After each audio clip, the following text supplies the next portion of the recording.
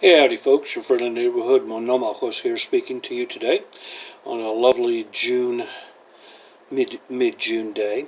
And I'm wearing this hat because it's going to tie in with what was written up above by the man from Flyover Country. About a month or so ago, I was getting out of my car. I was in the parking lot of the local CVS, and getting out of my car, and another person was getting in. We were parked right by each other. He was parked back end in, anyway, here's my car like this, and here's his car's like that. Anyway, he gets in, I get out. Youngish guy, millennial, 30 maybe. Anyway, and he yells something at me as he's in his car.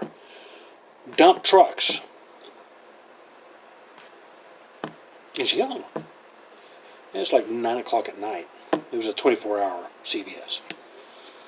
And I thought, And then he said, like, clock drops. He said it again. Again, it didn't. And so I went over to him close, bent down. I said, I'm sorry. The reason I was asking is because I wear a watch fob. It's my grandfather's watch. Right now it's in the repair shop. I'll show it at a future time. He got it during the World War I, and it's made in Constantinople. It's being repaired right now. Anyway, I wear it on my belt, and I thought it might have fallen, and he was trying to tell me your clock dropped or your watch dropped or something. Oh, no. Nothing so generous or prosaic. I leaned over, and he said, Trump sucks. And I back out like this and thinking, do I even know you? Seriously, do I even know you? And then he takes off. So, somewhat rattled because I'm a kumbaya kind of guy. I just go about my business. It's what I try to do. Okay? I think most Americans do that, I think most of the people who even voted for Hillary. I really do. I may be wrong. Anyway, what's the point of this? It came to me right then that Trump is going to win re-election.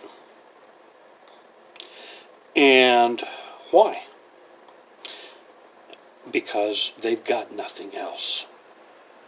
Orange Man Bad is not a campaign slogan. Okay? It just ain't. Since that time, there have been several elections all over the world which are in a nationalist, populist, conservative, patriotic mold. First of all, there was Australia. The Liberal Prime Minister there, Liberal there are the Conservatives, was going to lose. It was the punters, or the Ladbrokes, those people that do the electioneering, the ones that do the betting, had already said 2 days before the election, and this was on a Sunday, the election was a Sunday on a Friday, they had already paid out over $1 million Australian dollars to those who had bet on the left-winger winning. They were so sure. And what happened? They lost that money, and on top of that, they had to pay those that bet on the conservative. Number one. Number two, the Prime Minister of India, Modi, a Trumpian figure, nationalist, he won re-election quite handily. Then number three, and this was a little bit earlier, but in Israel, Benjamin Netanyahu won the election. It wasn't even close. Now they say they have to do some kind of a do-over because it was just by one vote in the Knesset, and it's like a Persian bazaar, how they haggle for votes there. But the people voted for the Likud, Okay, I have my problems with Netanyahu, but that's neither here nor there. Even more interesting is that the left of center and the left in Israel collapsed utterly. The man he ran against, Benny Gantz, I believe is his name, is what you would call a center-rightish person. He would be somewhat in the mold of a Jeb Bush here in America, I imagine. So not only did Netanyahu win an unprecedented fourth straight term, a total of 5 overall throughout his political career, the left collapsed. Then, 2 weeks ago, in the European elections,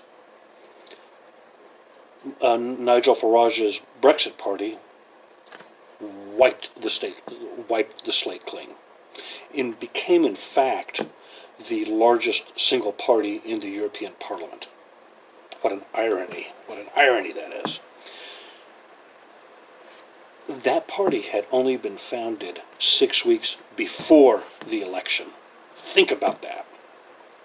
Again, also in France, Marine Le Pen's Front National, I think they call it National Rally now, won significantly. In Italy, Lega Nord, the Nationalist Party there, won significantly, overwhelmingly.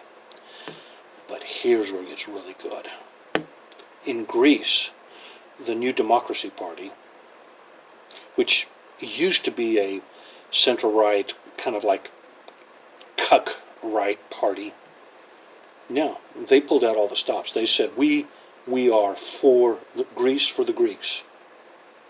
And they won overwhelmingly.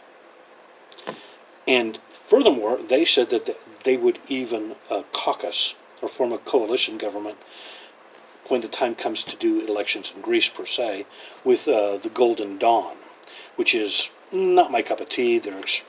I'm really right wing, you know that by now, but these guys are a little bit too far off to the right.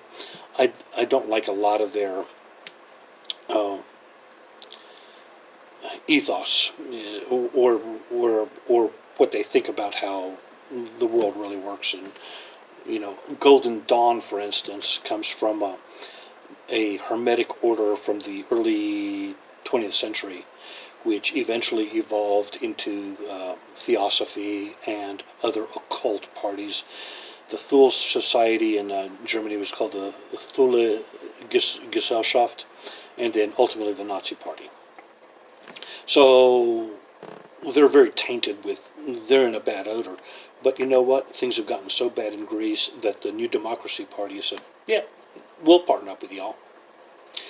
So anyway, I'm going to cut this short. You can read what Man from Flyover Country wrote up above. It's really good. I'm sorry. I think that if things keep on going the way they are, then Trump's on the road to winning. Oh, by the way, I forgot. He won significantly on the trade agreement with Mexico. China is still a tough nut to crack. Ultimately, the point of this video and what Mike wrote above is that if you're just center-right or right-wing or even extreme-right, and even if you're just center-left a little bit, you've got no choice. We have to go along with Trump simply because what happened to me because I was wearing this hat. A perfect stranger just became unglued and would have been violent. It would have escalated to violence had he not been in his car. In the meantime, there are videos all over the internet about ordinary men and women being harassed, assaulted, and horribly being beat up because they're either pro-life or they wear this hat. What other choice do we got, people? As for me, I would like for us to say Pax Vobiscum. Let's try to love one another. Adios.